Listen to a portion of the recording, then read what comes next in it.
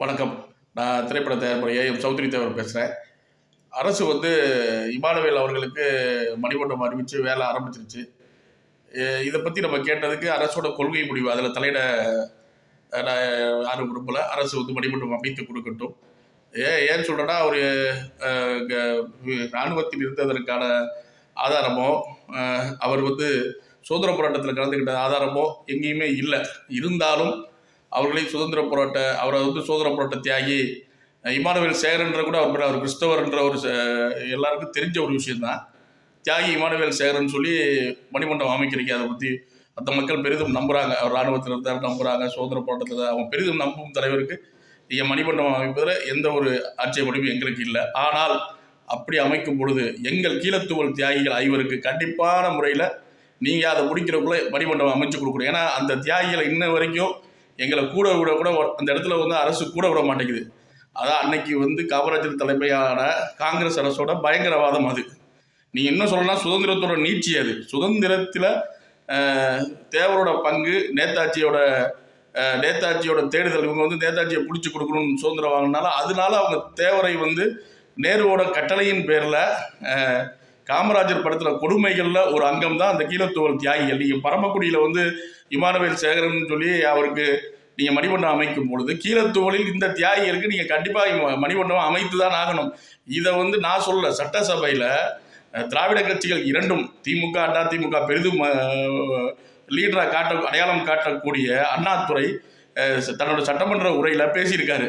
அதாவது இது காமராஜர் அரச பயங்கரவாதம், அந்த தியாகிகளை சுட்டு கொண்டதை மேற்கோள் காட்டி அண்ணாதுரை அவர்கள் பேசியிருக்கார். அப்படிப்பட்ட தியாகியை இப்படி மாதிரி பெரிய தலைவர் ஏன்னா அண்ணாதுரை ஆட்சிக்கு வரும்பொழுதே தேவருக்கு செய்த துரோகம்னு சொல்லி தேவரோட அந்த மறைந்த இடத்துல சபதம் போட்டு தான் முக்கிய தேவர் துணையோட ஆட்சியை பிடிக்கிறார். அது வரலாறு எல்லாருக்குமே தெரிஞ்சது தான்.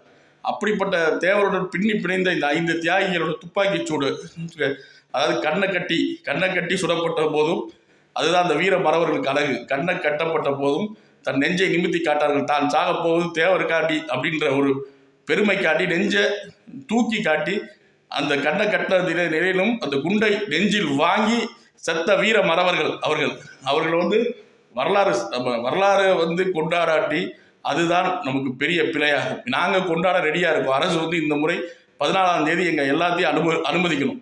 ஏன்னா கீழத்துவல் தியாகிகள் இப்போ காங்கிரஸ் செய்த அதே தப்பை எல்லா அரசாங்கம் அடுத்தடுத்து வர அரசாங்கம் செஞ்சுக்கிட்டு இருக்கீங்க. அதுக்கு ஆதரவாக எல்லா அரசாங்கமும் போய்கிட்டு இருக்கு.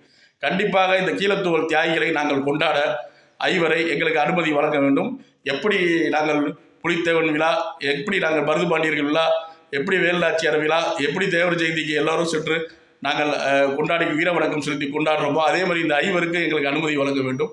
நாங்கள் போய் வீர வணக்கம் அரசு கண்டிப்பாக இமானுவேல் சேகரனை நீங்கள் மனசில் வச்சு அவருக்கு மணிமண்டபம் கட்டும்போது முக்குளத்தோர் சமுதாயம் பெரிதாக வாழ்கிறோம். இன்று தமிழ்நாட்டில் முதன்மையாக வாழ்ந்து கொண்டிருக்கிறோம்.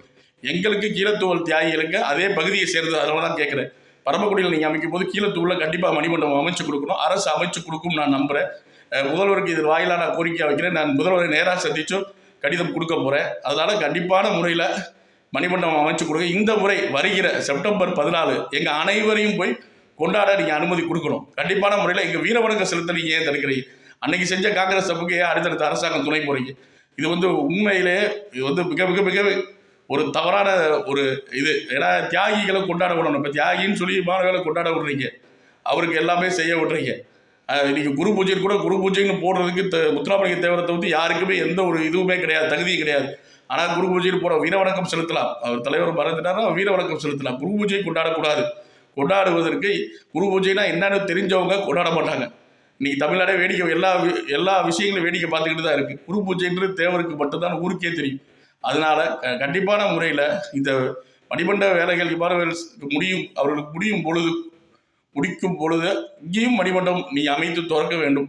இதை பெரிய கோரிக்கை. இல்லாட்டி இதுக்காண்டி நாங்கள் அறப்போராட்டங்களுக்கு தயாராகிடுவோம். கண்டிப்பான முறையில் எங்கள் தியாகிகளை எங்களை கொண்டாட எங்களுக்கு அனுமதி கொடுங்கள். எங்களுக்கு மணிமண்டபம் அறிவித்து கொடுத்து எங்கள் தியாகிகளுக்கு கௌரவத்தை ஏற்படுத்தி கொடுங்கள். கீழத்துவல் தியாகிகளுக்கு அங்கீகாரம் வேணும். எங்களுக்கு அடையாளம் வேணும் என்ன அரசுக்கு கோரிக்கை வைத்துக்கிறேன். நன்றி, வணக்கம்.